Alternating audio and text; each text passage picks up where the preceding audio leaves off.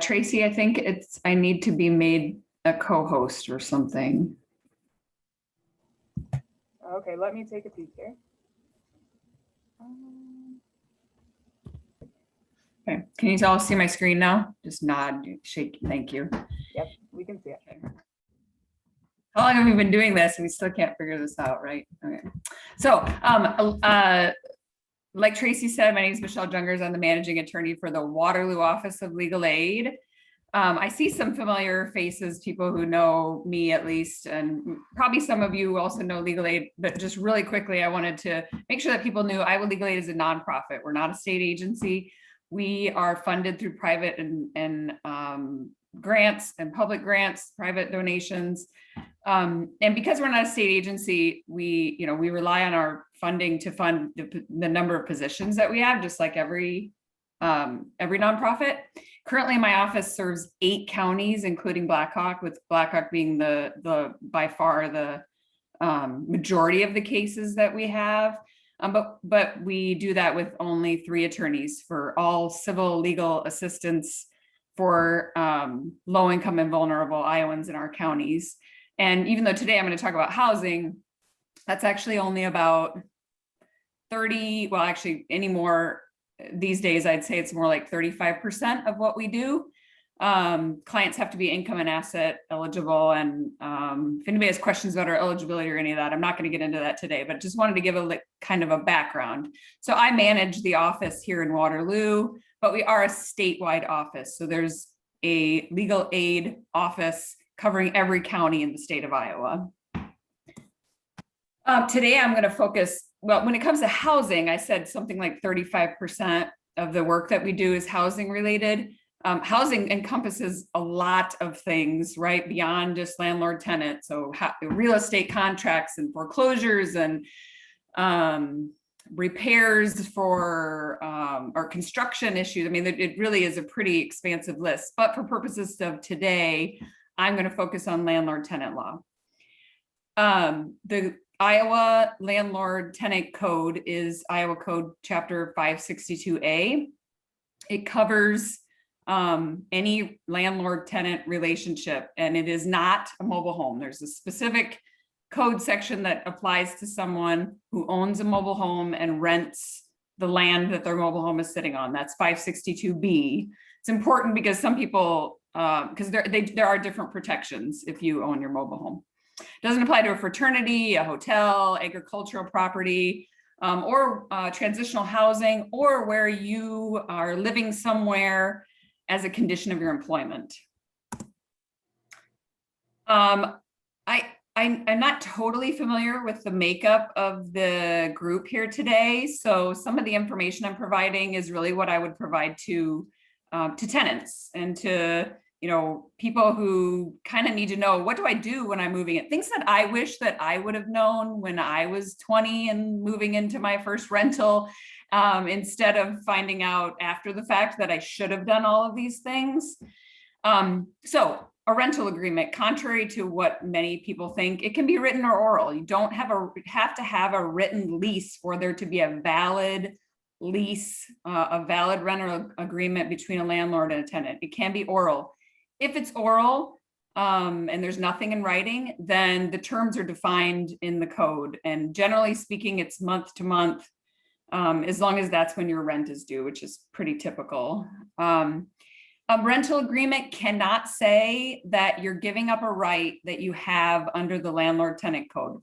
An example of that, if I move into an apartment and my landlord puts in the rental agreement that I'm responsible for fixing plumbing issues. Just because they put it in there and I signed it doesn't mean that it's valid.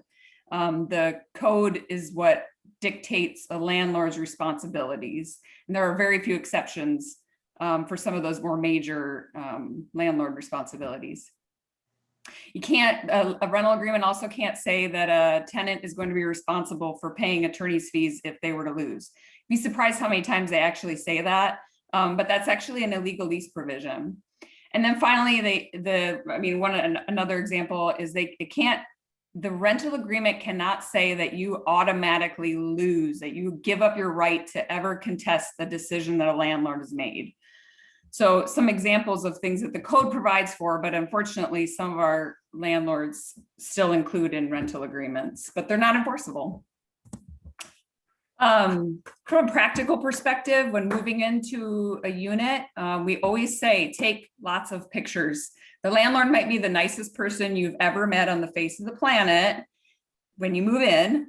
But when you move out and that, dent in the cupboard or stain in the carpet that was there when you moved in might then be your responsibility. So take pictures. And what we say is take them with the newspaper.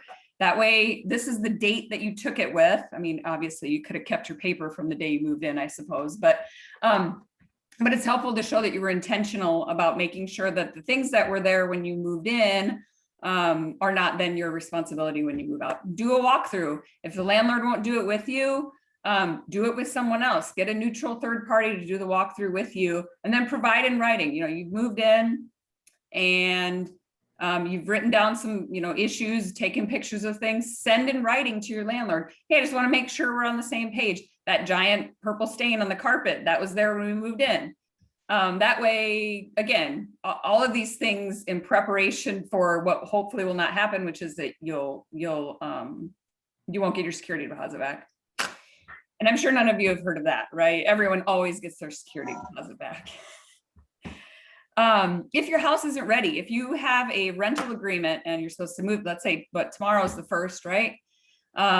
You're supposed to move in tomorrow and you've paid first month's rent and your landlord calls you and says, yeah, about moving in tomorrow. Sorry, I've got, I can't get the place ready for you.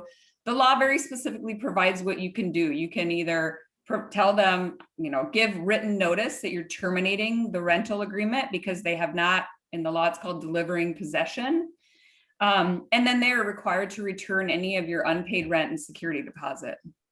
Or you can demand possession. You can just say, no, I'm demanding that I get to move in and you need to prorate my rent.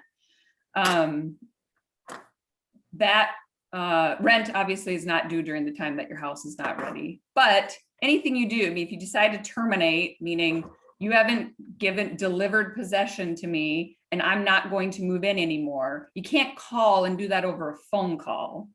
You have to put it in writing. I'm going to say that a lot on this call. Everything you do should be in writing because landlords get amnesia. I don't know. When it comes time for them to find another tenant and they can't, they're going to want somebody to be on the hook. Not all landlords, by the way. I was a landlord, so I get it.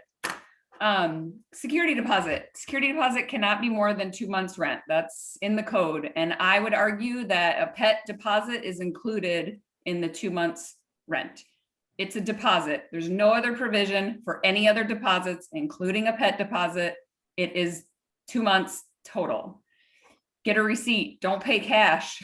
Never pay cash, actually. Just don't pay cash.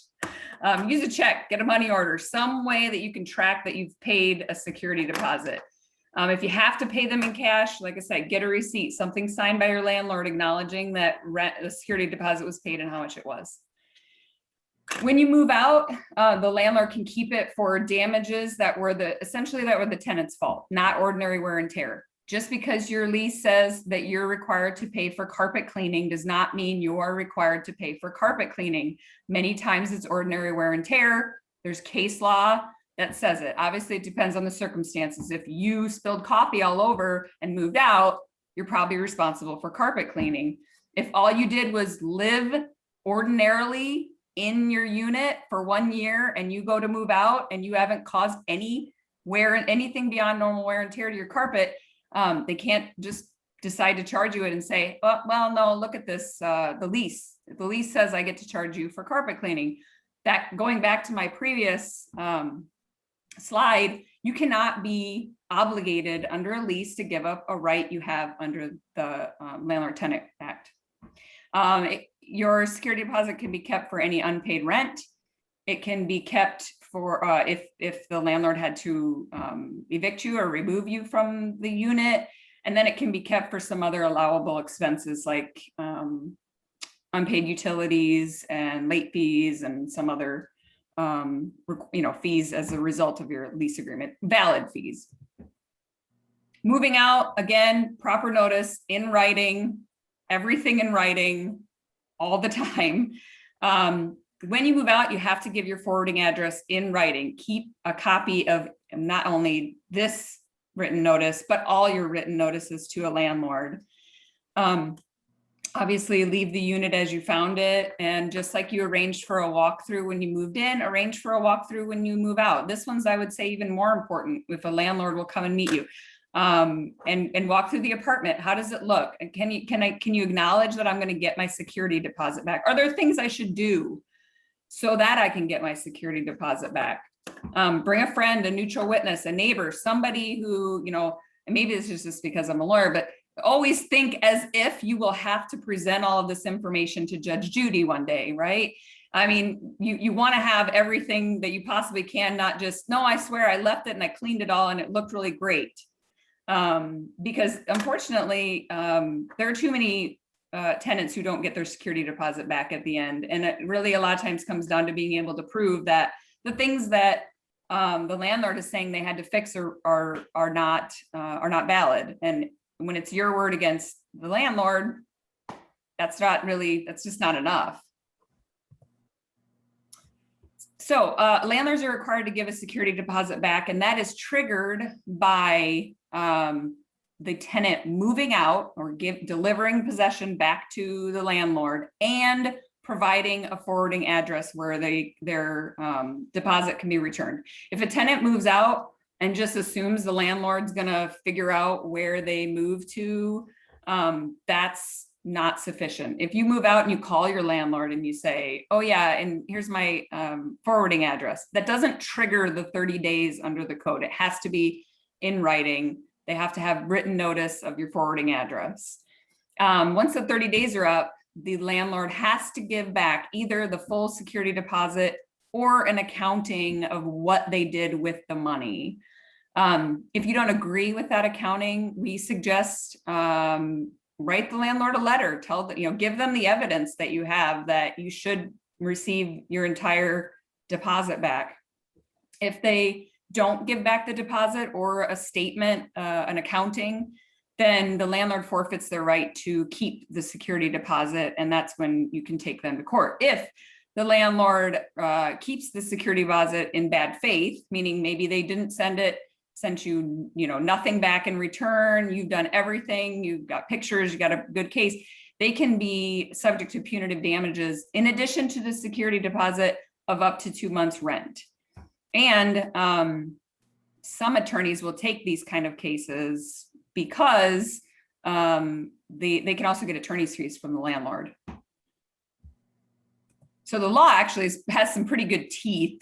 I just think a lot of people don't exercise it sometimes, their rights, assuming that nobody gets their security deposit back. This again, I think I've already said all this. Get things in writing, get receipts, have witnesses, keep contact, keep records of everything. Let's see, where do I keep records of important events? And I'll talk about notices here in a little bit, but envelopes. If you guys are working with people who are getting notices from their landlords, you want to keep the notice, yes, but you also need to keep the envelope that the notice came in, because dates are so important in landlord tenant law. Everything is really tied to a date and a date that things were mailed. I'm not going to get into all of the kind of timeliness, but for purposes of notices, you add time when you put it in the mail to the time that somebody has to do something. And so that envelope is important, because what we see sometimes is the notice that a client got will be dated on the 7th, but they didn't put it in the mail until the 10th. Well, if you threw away the envelope, all we have is the notice that says that it was sent on the 7th. And so anyway, keep envelopes. It's important. What are the duties of a landlord under the landlord tenant code? I feel like many of them are pretty self-explanatory. Keeping up, following the building and housing codes where it affects health or safety, and it's a material to your lease. Making repairs to keep it fit and livable, habitable. Supplying hot, that should be cold, not hold water. I don't know what that means. So supplying hot and cold water, that is unless it's a utility that's paid directly by the tenant. If the tenant is responsible, you say for their water bill and they, as a term of their lease and they don't pay their water bill, the landlord's not responsible for supplying that. Water heater and furnace, obviously. Keeping the common shared areas clean and safe. That really is more like a duplex or apartment building. Keeping facilities and appliances in good and safe working order. That can potentially include air conditioning if that's included in part of your lease. I know that's always kind of up in the air. But we always argue if it was there when you moved in, then they're responsible for maintaining it. So what's a tenant's remedy? Honest, let's see, what time is it? 2:23. So I could probably talk about all the different remedies for a lot longer, and I'm specifically not going to because every circumstance is very different. It really depends on what specifically the landlord is doing or not doing, and that informs the type of notice that a tenant needs to give and the remedies that they may have. If a landlord fails to perform one of their important duties, like let's see, for example, failing to the hot water heater is no longer working. It's possible a tenant could end their rental agreement, but they have to give written notice, and they use almost in all circumstances, except for cases really of like tornado took your house out or a fire. Most cases, a tenant has to give a landlord a chance to fix the problem. And that too doesn't mean that they pick up the phone and call the landlord and tell them about the problem. Going back to what I keep saying, they must put it in writing to the landlord, giving the landlord a specific amount of time to fix the problem. Under the code, it's 7 days. Both for a tenant and for a landlord where there's a violation of the lease. So tenant has to give them a notice saying you have 7 days to fix the problem. If you don't fix the problem, I can terminate my tenancy. Tenants have to be prepared though to then move out. So when people call my office, and for example, if it's a water heater issue, if you call us and you say, my water heater's out and I keep bugging my landlord and he won't come and fix it and we don't have any hot water, the remedy, generally speaking, under the code is that you can procure your own hot water in some way. I mean, if you're capable of doing that, you can procure your own water, let's say if that's what the issue is, and then charge or deduct it from your rent, as long as you've given them notice of it. Or you can give them that 7-day notice to cure the problem. And if they don't cure the problem, you are saying you're going to terminate your rental agreement and move out. But just candidly, for many of I'm sure the people you're working with, moving out in 7 days is not really a very great remedy. I mean, you can still get damages, but that's one of the remedies. But you have to be prepared to actually move out. Another remedy is an injunction. I don't know how many of you know how to get an injunction, but not many tenants are capable. It's really, there are no forms you can fill out. It's really something an attorney can help with. And that's certainly a case that we could probably help with, depending on what the specific issue is. Hot water heater, getting a furnace working, a roof that's leaking. Really the remedy is a court action where a judge is forcing a landlord to do that which they're supposed to do anyway. Then another remedy is what we call a repair and deduct. So that means that there is an issue that to fix it would be less than 1 month's of rent. So for example, if my rent is $900 a month and I have a leaky roof, I can give notice to the landlord that if they don't fix it within a certain period of time, that I intend to fix it. I can only do that though if I gave them written notice, an opportunity to do it on their own. And if they don't, I can do it on my own as long as the repair is less than 1 month's rent. that provision is pretty specific, and you still have to give the landlord an opportunity to fix it. The other times that we see people using that remedy is extermination. If it's less than 1 month's rent and that you've given plenty of time for the landlord to fix it, you could do a repair and deduct potentially. Same thing though, you have to make sure that everything you're doing is in writing and that you're keeping a copy of it for your own records. And obviously another remedy is to contact, and really an additional remedy is to contact the housing inspector. We have a great housing inspector here in Waterloo, but it's not available in most smaller communities. I would always caution, don't withhold rent unless you've talked to an attorney and they have advised you that you can withhold rent. Withholding rent in Iowa is very, very dangerous, very risky, because we don't, the code doesn't have a specific provision that says, and now you can just not have to pay rent. What it says instead under the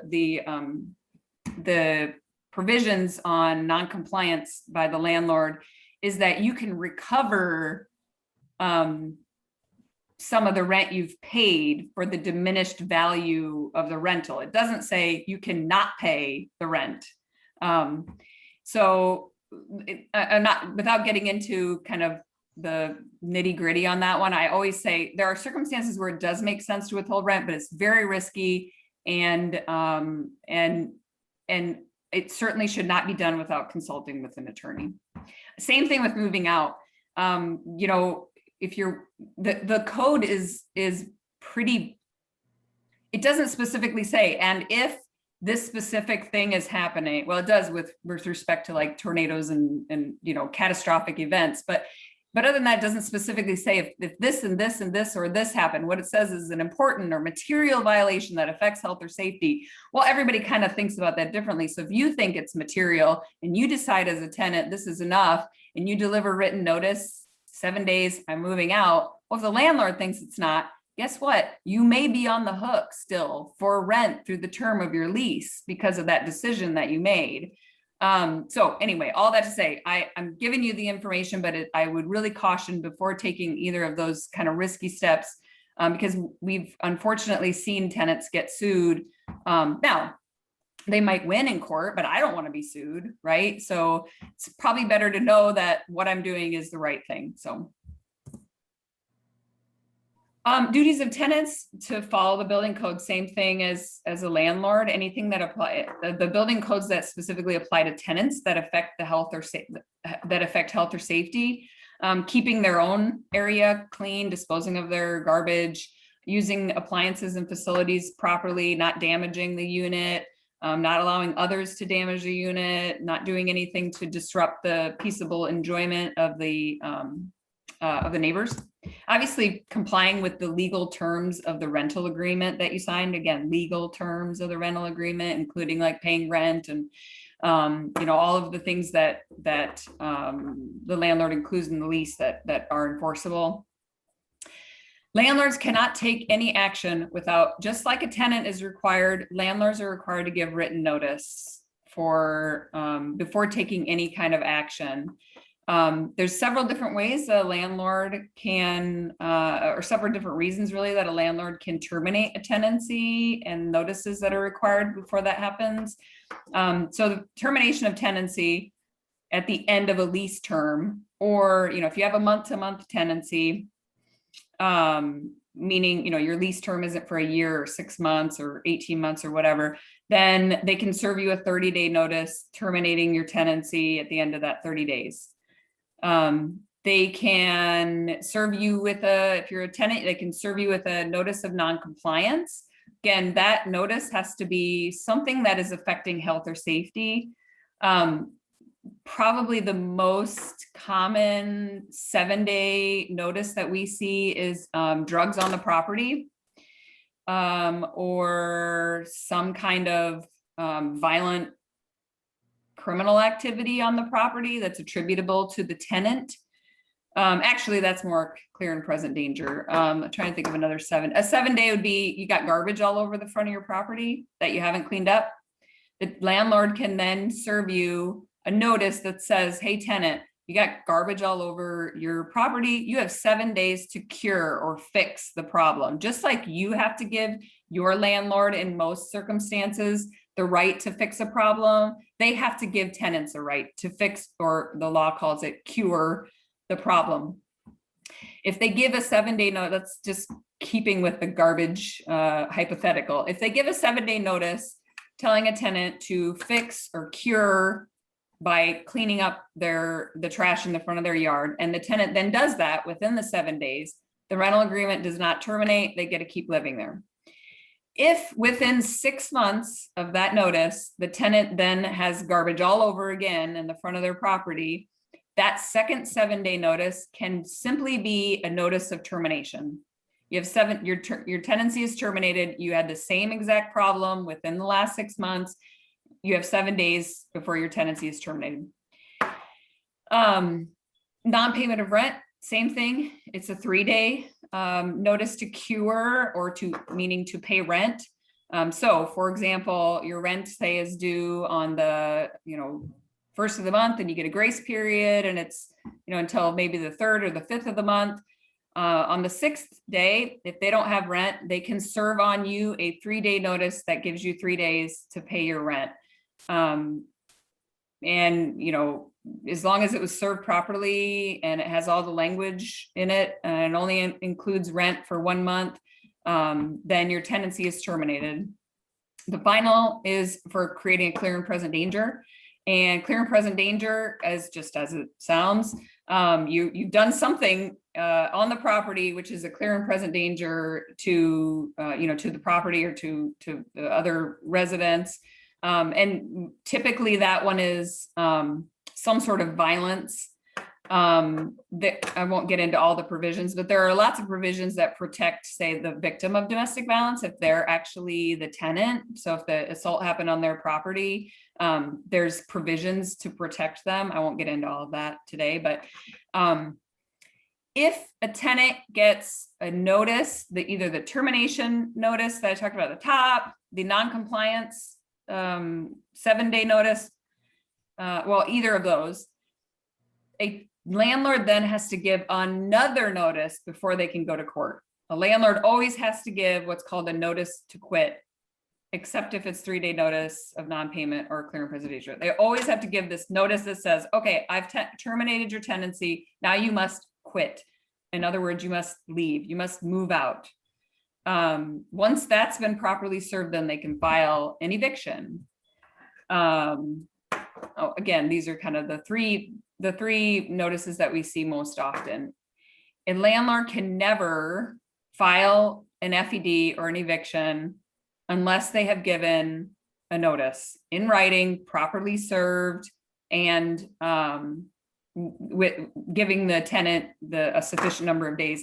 I could talk about service all day because there's all kinds of defenses, and I'm not going to bore you with all of them, other than to say if you serve something by regular mail and certified mail and posting it on the door, it actually adds 4 days to the time. So for example, if you have a tenant, like in the example of a tenant with a 3-day notice of non-payment of rent, they didn't pay their rent on the 5th, the 6th rolls around, and the landlord serves a 3-day notice of non-payment of rent by mail, certified mail, and posting. They have to do all 3. It adds 4 days time. So actually it'd be the 6th, the 7th, the 8th, the 9th, the 10th. The 10th starts the 3 days. So they actually have basically a week to pay their rent and not just the 3 days. And I'm happy to talk about any of that nerdy stuff with any of you offline, because counting days is like one of my favorite things. Once an FED is filed, they, generally speaking, a hearing happens. Oh, sorry, I think the definition of that acronym is actually in my next slide, so I apologize. Once a forcible entry and detainer, which is also known as an eviction in Iowa, is filed in court, a hearing is held within 7 to 10 days, and it actually can't be more than 15 days unless the landlord agrees to holding it beyond that time.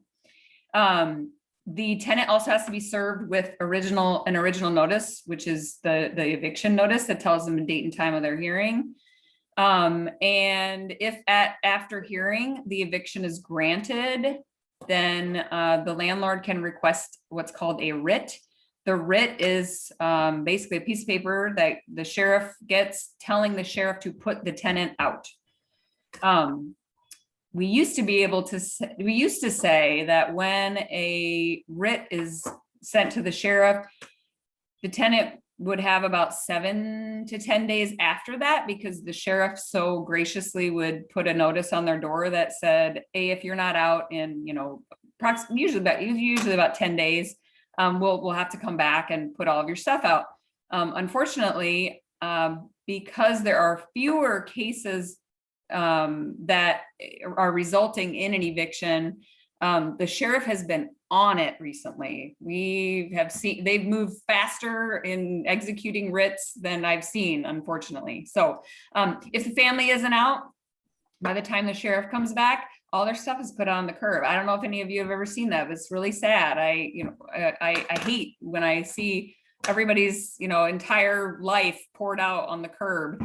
But that's kind of that's basically how it goes. So what is an eviction? Again, I think I said it's a lawsuit filed in court. In the only question for the court in an eviction is who gets possession of a piece of property. It's not about money, really. It's not that they're not determining whether the tenant, you sort of are. It's a non-payment if it's a non-payment of rent case, but there's not going to be a judgment against the tenant for a dollar amount.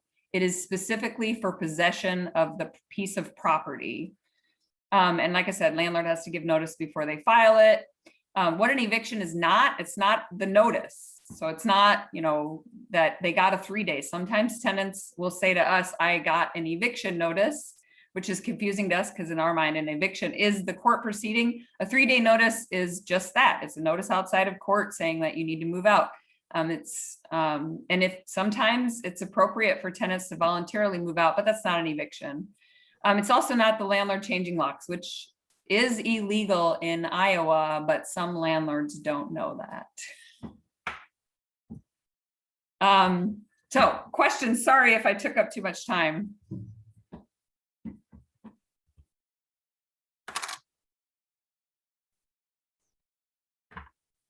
I have a question, Michelle. Hi. Hi. Hey, when you say in writing, does it need to be like an actual typed, printed out letter, or does an email count? An email counts, but what we usually suggest is that you send it to, if it's an important written notice to your landlord, I would deliver it just like they're required to. And depending on what kind of notice it is, sometimes it's required, which is certified mail, regular mail, and posting it or delivering it to the landlord. Would an email be proof in court? Sure. But I think it's probably best practice to send it by certified mail. Okay. Thank you. If it's a repair issue, absolutely. Send it in every form and fashion, text it to them, whatever, especially if it's a serious issue.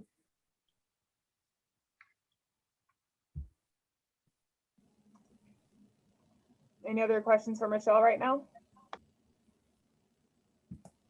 Hey, Michelle, this is Alcano. I don't have a question, but just I wanted to say thank you so much. This is a wonderful information for our community to hear. So thank you. I'm really happy we're able to do this, because most of the time when we are thinking of the housing, people think just like it is a housing, but actually housing issue is also a social determinant of health. Absolutely. So there are so many health issues that are associated to not having a proper relationship with their landlord, not having housing. There are so many issues. So we're so happy to kind of, in the middle of the pandemic, bring in those topics once in a while, because we usually talk about the pandemics on this webinar. But I'm glad and I'm thankful, just representing our agency and in the program. I wanted to say thank you for this amazing information that we need to hear. This is one of the complex information, even for someone who is born in the US. And then when your country of origin is added on top of that, your language barrier is added on top of that, the level of complexity is really huge. So thank you so much. I really, really appreciate this presentation you're doing today. Yeah, thank you. Yeah, toxic stress is, housing instability, repair issues, evictions are all examples of ACEs for kids and toxic stress. I just had a quick question. Is your landlord required to give you their mailing address? I just asked because personally, I've just been texting my landlord and he stopped replying. Yes, actually, they're required to give you an address, and that's in the code. But I would say what we do for folks is if you go on the Black Hawk County, I assume it's Black Hawk County, but if you go on the Black Hawk County Recorder's Office, I think it is, there's a real estate mapping website. It's public. And you can put in the address, and actually it will pop up the tax address for the property that you live at least, a place to start. And you also, it's kind of, I don't know, I think it's kind of fun to, it might be owned by an LLC or whatever. So usually it's pretty, you can find it with some digging. Okay, thank you. Yeah. I have a question quick about the 3-day non-payment of rent to cure or get out. So you said something about if they pay that within that time, then obviously they're good to go. Would that include a late fee? Would they be required to pay the late fee as well, or not? I would say that's probably an unsettled area of the law.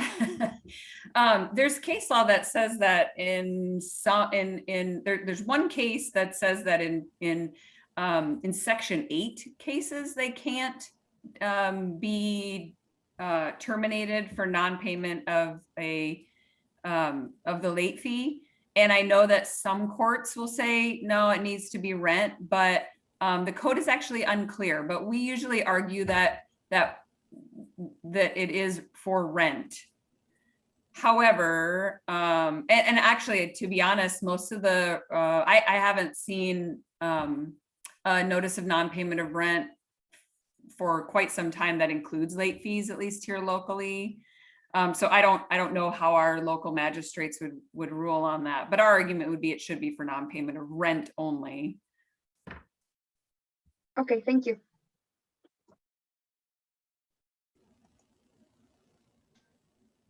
Okay.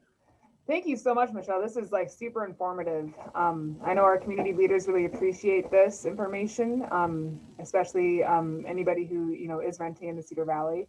At this point, we are going to shift the topic over to housing advocacy, and Anna Patch is going to discuss housing advocacy. So I will let Anna get started. Thank you very much, Tracy. Can you hear me okay? Yeah, I would like to first say a huge thank you to Michelle. She is a wonderful advocate for so many of my friends and family, as well as people that call Habitat and really need her services. She is the type of advocate who I can send her an email and she will call that person within the same day. And she really is an expert on what she does. And so I would encourage everyone to get to know Michelle and to utilize the wonderful resources of legal aid. So thank you very much, Michelle.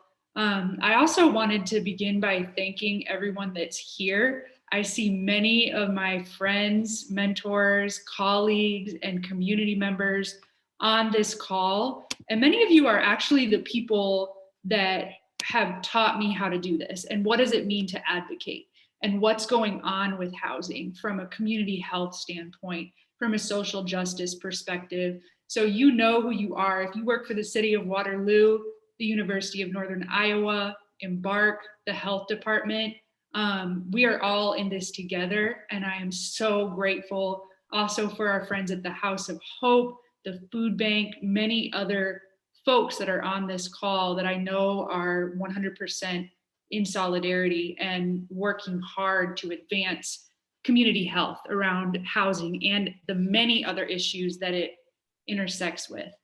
As far as my presentation today, I think I see one person that's maybe out on their deck and I see a lot of other people that have their cameras off. So I'm a lot more informal in most of the community dialogues that I have, and I'm a big fan of just dialogue in general. So if everyone wants to just, if you're not at home on your porch, which I hope everyone is, just mentally go there. Imagine that you have your feet up and a drink in hand, and we're just gonna talk, right, about what's going on with this issue, what each of us are seeing, and how we can work together. So here we go. I would like to begin by just sharing with you a little bit about Habitat. I'll also give an update on what's going on with housing advocacy that I'm aware of in our community. And then we will also be able to discuss ways that you can get involved and what you're seeing. So as we get started, like I said, I'm a big fan of dialogue. If anyone has, if you could please put in the chat, what problems, concerns, and questions are you seeing as it relates to housing, health, and safety in our community? So if that's mold, if that's pests, if it's evictions, if it is racial injustice and lack of access to opportunities, or language and cultural barriers to understanding and receiving rights and support, just put in the chat where you are and what you're seeing, and what questions you have, if you would. That can be short and sweet. You can write mold. You can write whatever is going on, and we'll make sure that we continue our dialogue. Yes, redlining. Okay, we'll continue to field these as we discuss. So first of all, my name is Anna Patch. I am Neighborhood Engagement Specialist at Iowa Heartland Habitat for Humanity here in Waterloo. And our mission is to build homes, communities, and hope. So before I worked for Habitat, I kind of thought that they build houses, but Habitat also provides critical home repairs, and we work actively in neighborhoods and communities to advance quality of life around housing and many other issues that are impacting the community. So with that, one of the things that I love most about Habitat is the opportunity to do advocacy. And again, I did not know this prior to working here, but Habitat actually advocates at the federal, state, and local levels to advance access to quality, safe, equitable, affordable housing for all. And that's one of the things that I enjoy most. So as everyone in this call knows, there are micro, meso, and macro approaches to a problem. And there are upstream and downstream approaches to a problem. And so when it comes to advocacy around health and housing in our community, what I'm really excited about is we are seeing a grassroots effort of regular, everyday people engaging at the macro, upstream level of this problem and saying, wait a second, what's going on in our city? We want this to be different in a big way at a policy level 10, 15, 20 years from now. And we have housing advocates that work for many different agencies and also within the city that are on board and wanting to tackle these issues that really they're no one person's fault. Many of them were in place before any of us were born, but it is our responsibility to collectively work to transform these issues that Michelle is dealing with and that Habitat is attempting to deal with so that we work ourselves out of a job, right? So yes, please continue to type in the chat, and we are going to have a dialogue about what you are seeing. because this whole forum is for you, right? So before we do get into that, one thing that I'm excited to share with you is some updates around what's going on with housing advocacy at the policy level in our city. And again, I am in no way the leader or the convener of the groups that are working on this. My name was on a flyer today, but this is many, many people from the NAACP, Black Lives Matter, the City of Waterloo, many other leaders that are supporting everyday people working to make change in this area. So the main issue that I have seen us working on as part of that group is tenants' rights and rental housing. And so I'm wondering, Tracy, if I could share my screen for a moment. I have not done this before. You should be able to just click share screen. Okay. In theory, it will work.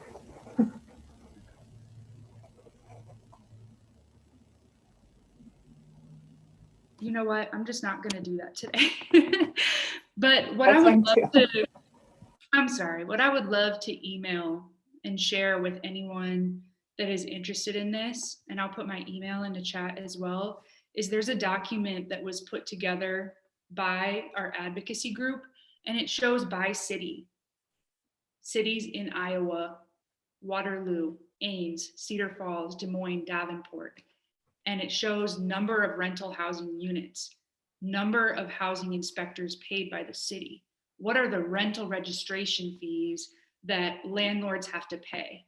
And then how much of that money is invested back into rental registrations in terms of the staff and the services that are provided by the city to ensure the health and safety of residents who live in rental housing.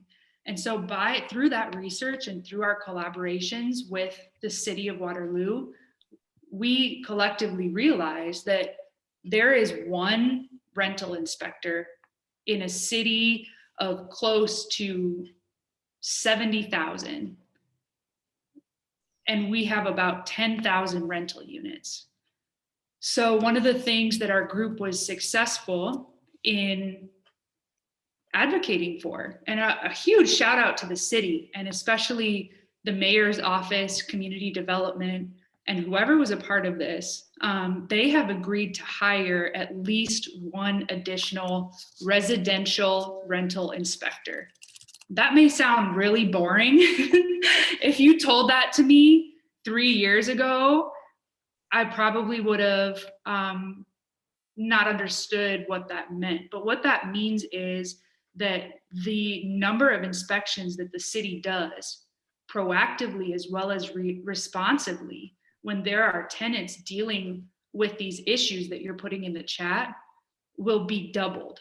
And so we are really excited about that success. We are extremely grateful for the mayor's office and the city staff that pulled together and somehow made that happen.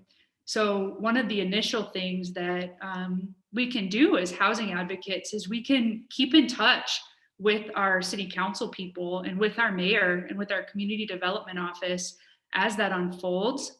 And we can also continue to work on other policy issues as it relates to rental housing specifically, as well as home ownership, right? And as well as community health and the many other issues that relate to housing. So everyone is invited.